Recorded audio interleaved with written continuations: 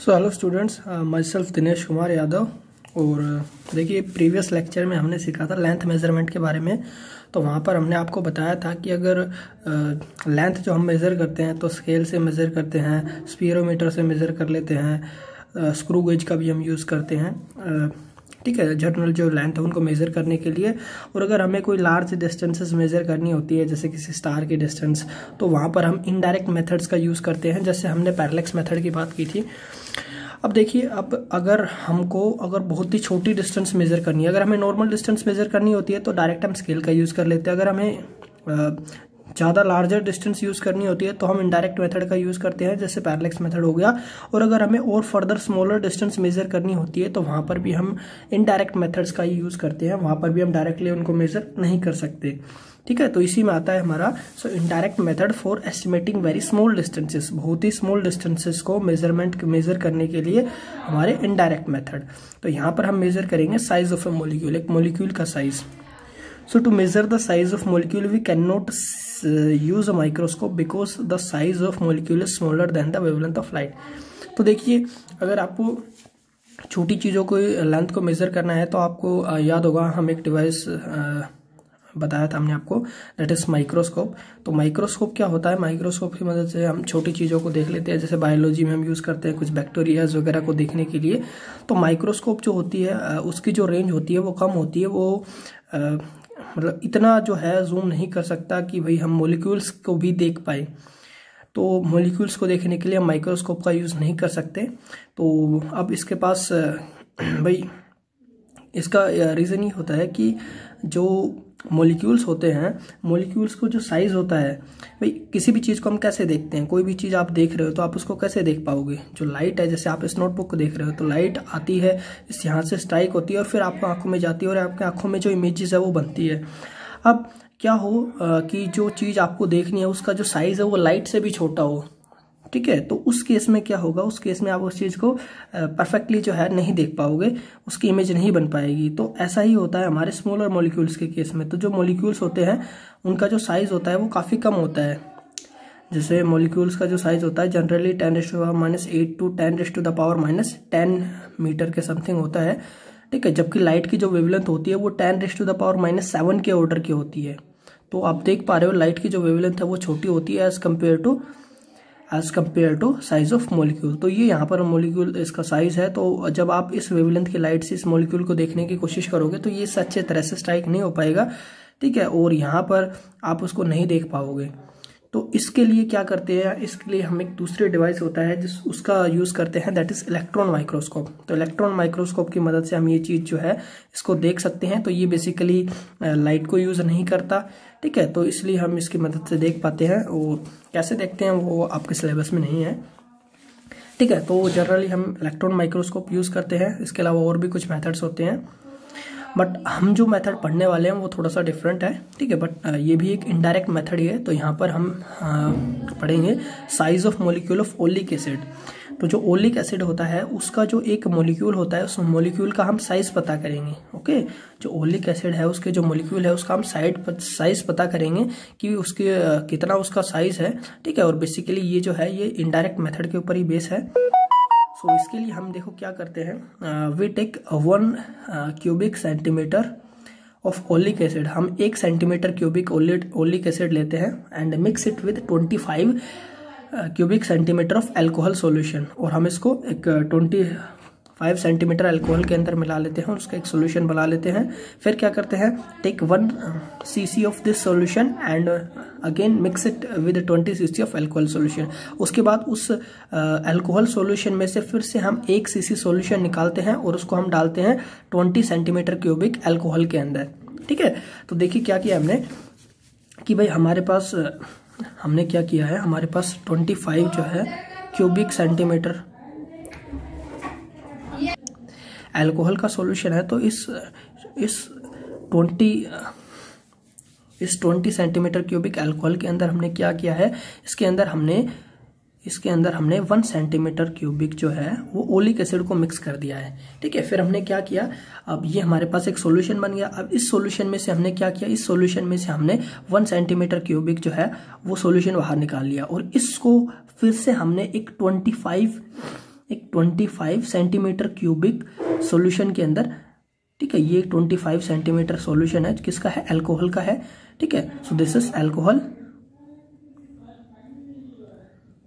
तो इसके अंदर हमने 1 सेंटीमीटर क्यूबिक को फिर से मिक्स कर दिया है, ठीक है। तो ये देखिए हमने किया है। तो सबसे पहले हमने क्या किया, हमारे पास यहाँ पर 20 सेंटीमीटर क्यूबिक सॉल्यूशन था अल्कोहल का। तो इस 20 सेंटीमीटर क्यूबिक सॉल्यूशन के अंदर हमने क्या मिलाया है, 20 सेंटीमीटर सॉल्यूशन के अंदर हमने 1 सेंटीमीटर जो है वो ओलिक एसिड मिलाया है। तो जो एक सेंटीमीटर क्यूबिक सॉल्यूशन होगा, 1 सेंटीमीटर क्यूबिक सॉल्यूशन होगा, उसके अंदर कितना होगा, उसके अंदर 1/20 सेंटीमीटर क्यूबिक जो है वो ओलिक एसिड होगा, ठीक है। यहाँ पर देखिए हमारे पास टोटल जो है 20 सेंटीमीटर क्यूबिक अल्कोहल है, इसके अंदर हमने 1 सेंटीमीटर क्यूबिक ओलिक एसिड मिलाया है। तो जो 1 सेंटीमीटर क्यूबिक के स्पेस के अंदर जो हमें सॉल्यूशन मिलेगा, उसके अंदर कितना ओलिक एसिड होगा, उसके अंदर इतना ओलिक एसिड मिलेगा। फिर इतने को वापस से हमने इसके अंदर डिसोल्व किया है, कितने में, 25 में। तो यहाँ पर हमारे पास जो है जो ओलिक एसिड की कंसंट्रेशन हो जाएगी, कंसंट्रेशन ऑफ ओलिक एसिड, वो कितनी हो जाएगी, वो हो जाएगी 1/20 into 25, 1/20 into 25 means 1/500 centimetre cubic. तो इतना जो है वो कंसंट्रेशन हो जाएगी इसको मिक्स करने के बाद। मतलब जो है कि 500 सेंटीमीटर क्यूबिक के अंदर आपको जो है 1 सेंटीमीटर क्यूबिक के अंदर आपको ओलिक एसिड मिलेगा यहाँ पर, ठीक है। तो ये सिंपल मैथमेटिक्स करके हमने निकाल लिया। इसको हम बोलेंगे 1 पार्ट 500, ठीक है। मतलब 500 आउट ऑफ 500 आपके पास जो एक पार्ट होगा उसके अंदर कौन सा एसिड होगा, उसके अंदर आपका ओलिक एसिड होगा, और बाकी जो बच गया उसके अंदर वो जो है अल्कोहल मिलेगा, ठीक है। तो यहाँ पर 1 पार्ट 500 सॉल्यूशन आपके पास हो गया। तो अब देखिए क्या होगा, तो 1 centimeter cubic of this solution contain oleic acid. तो 1 सेंटीमीटर क्यूबिक जो है उसके अंदर कितना ओलिक एसिड हो गया, दैट इज 1/500 सेंटीमीटर क्यूबिक। अभी हमने निकाल लिया। अब देखिए अब हम क्या करते हैं, अब ये जो हमने सॉल्यूशन प्रिपेयर किया है, हम क्या करते हैं, इस सॉल्यूशन को अब हम एक वेसल के अंदर डालते हैं। तो सपोज ये हमारे पास एक वेसल है, ठीक है। इस वेसल में हम क्या डालते हैं, इस वेसल के अंदर हम लाइकोपोडियम पाउडर डाल देते हैं। लाइकोपोडियम पाउडर हम इसके अंदर डाल देते हैं। तो ये जो पाउडर है ये इस तरीके से इसके अंदर फैल जाता है, ठीक है। तो हमने इसके अंदर लाइकोपोडियम पाउडर डाला, और फिर हम क्या करते हैं, फिर लाइकोपोडियम पाउडर डालने के बाद ये जो हमारे पास सॉल्यूशन है, इस सॉल्यूशन के हम n ड्रॉप्स इसके अंदर डालते हैं। कितनी ड्रॉप्स डालते हैं, n ड्रॉप्स डालते हैं, ठीक है। n बूंदे इस सॉल्यूशन की हम इसमें डालते हैं।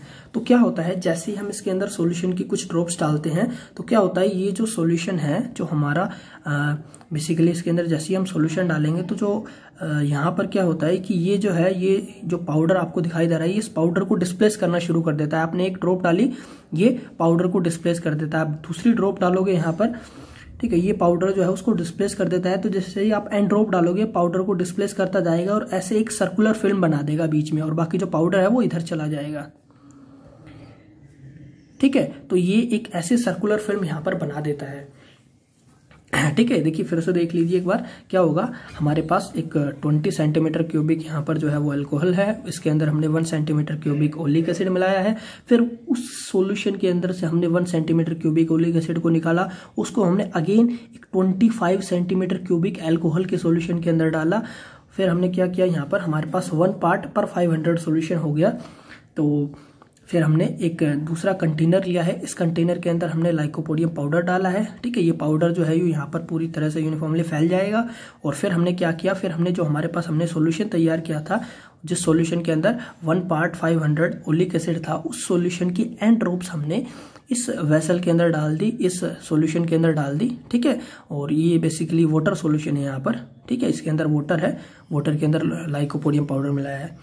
तो क्या होगा, जैसे ही हम इसके अंदर ड्रॉप्स डालेंगे, ये जो ड्रॉप है ये सर्कुलर फॉर्म में बनती जाएगी और जो लाइकोपोडियम पाउडर है उसको डिस्प्लेस करती चलेगी, ठीक है। और ये जो लाइकोपोडियम पाउडर है वो इस तरीके से यहाँ पर डिस्प्लेस हो जाएगा, ठीक है। और ये जो यहाँ पर जो है, ये जो बीच में जो स्पेस बनेगा, उस स्पेस के अंदर क्या होगा, इस स्पेस के अंदर आपका ओलिक एसिड होगा, इस स्पेस के अंदर आपका ओलिक एसिड होगा, ठीक है। अब क्या होगा, यहाँ से जो अल्कोहल है वो तो इवेपोरेट हो जाएगा, और ये जो यहाँ पर स्पेस बचेगा इसके अंदर केवल ओलिक एसिड रह जाएगा।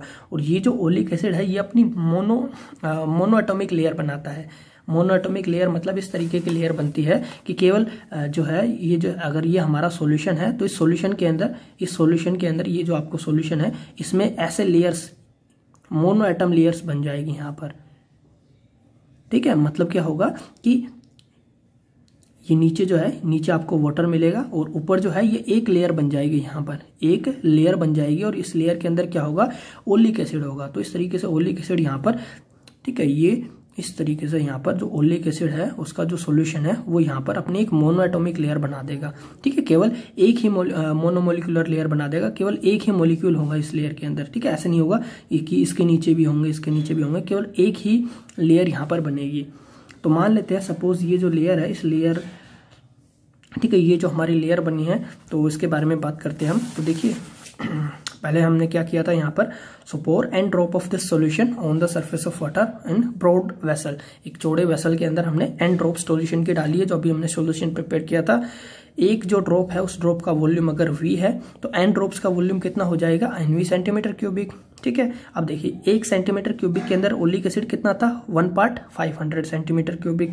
तो यहाँ पर जो है NV सेंटीमीटर क्यूबिक के अंदर कितना सॉल्यूशन होगा, तो ये हो जाएगा NV इंटू 1/500 सेंटीमीटर क्यूबिक। तो ये आ गया हमारे पास ओलिक एसिड, जो कि हमारे पास जो सॉल्यूशन है उसके अंदर है। ठीक है, तो ये हमारे पास ओलिक एसिड हो गया, ये जो टोटल कंसेंट्रेशन है ओलिक एसिड की यहाँ पर हो जाएगी, सॉरी इसकी वॉल्यूम हो जाएगी। अब देखिए अब क्या हुआ, ये जो सॉल्यूशन है, this solution spread very fast on the surface of water, ये वाटर की सरफेस के ऊपर जल्दी से स्प्रेड हो जाता है बहुत ही fastly, and form a thin monomolecular layer बनाता है, thin layer of thickness T। ठीक है, यहाँ पर ये मोनोमोलिकुलर लेयर बनाता है जिसकी थिकनेस T है। तो ये जो लेयर बनी है इस लेयर की थिकनेस कितनी मान लेते हैं, ये T थिकनेस है यहाँ पर, this thickness is T। So alcohol evaporate, alcohol जो है वो इवेपोरेट हो जाएगा, and oleic acid left on the surface, तो सरफेस के ऊपर ओलिक एसिड रह जाएगा।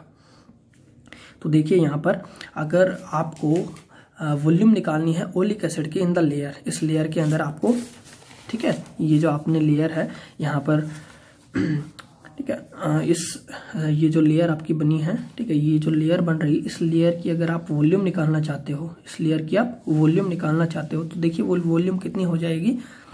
तो बेसिकली ये जो है इसके लिए आप इसका एरिया निकाल सकते हो। ठीक है, आप इसका एरिया निकाल सकते हो, आप इसका डायमीटर पता कर सकते हो। ठीक है, डायमीटर को आप मेजर कर सकते हो, तो डायमीटर को आप हाफ कर दोगे, आपको रेडियस मिल जाएगी, और यहाँ पर πr² करके आप इसका एरिया निकाल लोगे, तो आप इसका एरिया निकाल सकते हैं। और एरिया को अगर मैं डिवाइड कर देता हूँ थिकनेस के साथ, तो वहाँ पर आपको मिल जाता है वॉल्यूम, तो एरिया इंटू थिकनेस, ये आपको मिल गया इसका वॉल्यूम। कि ये जो मोनोमोलिकुलर लेयर है, ये जो पूरी यहाँ पर आपकी लेयर बन रही है मोनोमोलिकुलर लेयर, ये जो लेयर है इस लेयर की वॉल्यूम कितनी है।